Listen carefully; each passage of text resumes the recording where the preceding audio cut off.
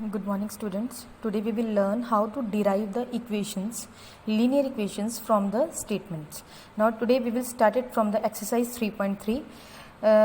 Part 1 and part 2 we had done already. We will start it from the part number 3, that is first part. The difference between the two numbers is 26 and the one number is 3 times the another number. So find the numbers. Okay. तो difference between the two numbers let कर लो कि one number x है, another number y है. तो x minus Y, difference उनके बीच का कितना है 26. So x minus y equals to 26. This is your equation number 1. And the second part they have written one number is 3 times the another one, means x equals to 3y. x equals to 3y है because एक x है तो ये उसका 3 times है. x 3 times है तो 3y के साथ मल्टीप्लाई होगा. तो this is your second equation. बस ये ऑलरेडी ही ड्राइव्ड है. इसको ऐसा तो है नहीं कि हमारे पास एक x माइनस वाई की फॉर्म है और एक x प्लस वाई की फॉर्म है तो एक में से हमें x या y की इक्वेशन वैल्यू निकालनी पड़ेगी. ये ऑलरेडी आपके पास x की वैल्यू आ चुकी है. Then you just have to put the x equals to 3y in equation number 1.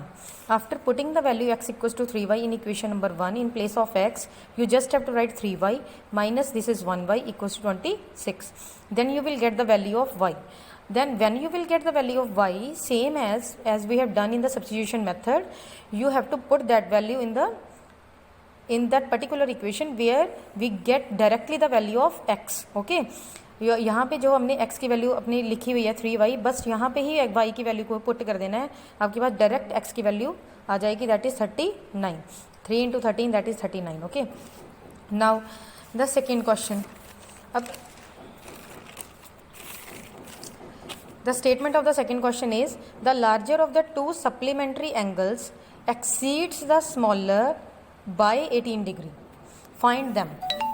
Larger of the two supplementary angles means what? अब सप्लीमेंट्री एंगल्स इसमें बताए गए हैं कि वो दो एंगल्स जो कि आपस में सप्लीमेंट्री हैं, उन दोनों के बीच में एक एंगल दूसरे एंगल से 18 डिग्री ज़्यादा बड़ा है. ठीक है, तो ये बताया गया. सबसे पहले सप्लीमेंट्री एंगल्स जो आप स्टार्टिंग में पढ़ते आ रहे हो, सप्लीमेंट्री एंगल्स होते हैं जिनका सम 180 डिग्री होता है. लेट कर लो टू एंगल्स की बात करिए तो लेट कर लो one angle, let one angle equals to x degree, another equals to y degree. According to question x plus y equals to 180 degree, क्योंकि सप्लीमेंट्री एंगल्स है. इक्वेशन 1 हमारे पास यहाँ से आ गई. सेकेंड जो उसने स्टेटमेंट लिखी हुई है वो क्या है? The larger of the two supplementary angles exceeds the smaller by 18 degree. दूसरे से 18 डिग्री ज़्यादा बड़ा है. अब एक x है तो दूसरे में उसके साथ का डिफरेंस जो है वो 18 डिग्री है. मीन्स अगर फॉर एग्जांपल ले लेते हैं, जैसे 2 पर्सनस हैं राम एंड श्याम. ठीक है, the age of the Ram is 30 years and the age of the Shyam is 40 years. तो the difference between the ages between the both of the people it is 10 years. Age दोनों के बीच के एज का difference 10 years है. It means what? It means अगर हम 40 में से 30 को माइनस कर दें, 40 माइनस 30 कर दें, देन वी विल गेट 10. तो इनके बीच का जो डिफरेंस है एज का वो 10 ईयर्स आ गया. तो सिमिलरली हमें बताया गया कि दोनों के बीच का जो डिफरेंस है वो 18 डिग्री है. Okay, this is your second equation. बस इसकी इक्वेशन ही ड्राइव करनी होती है. बस जब आपको इक्वेशन ड्राइव करनी आ गई, it means you are able to solve the value of x and y.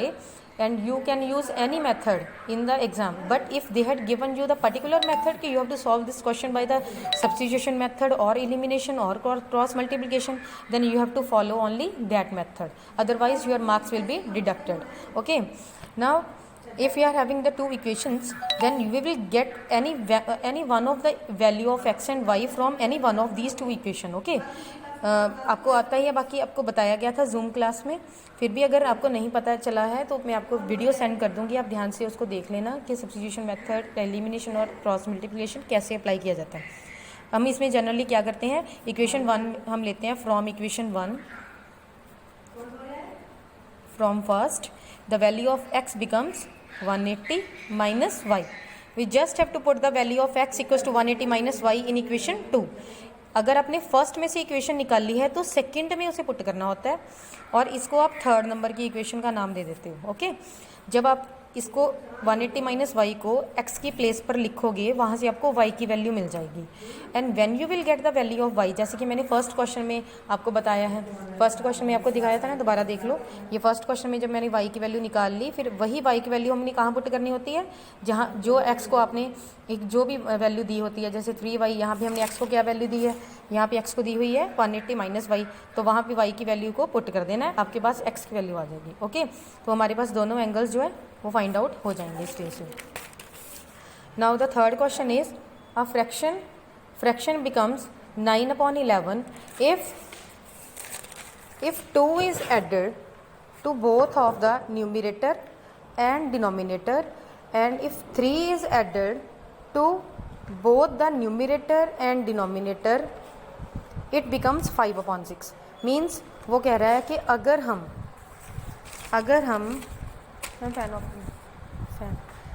अगर हम न्यूमिनेटर और डिनोमिनेटर में 2 ऐड कर दें तो फ्रैक्शन बनती है 9/11, ठीक है। बट अगर वेट फॉर द 1 मिनट,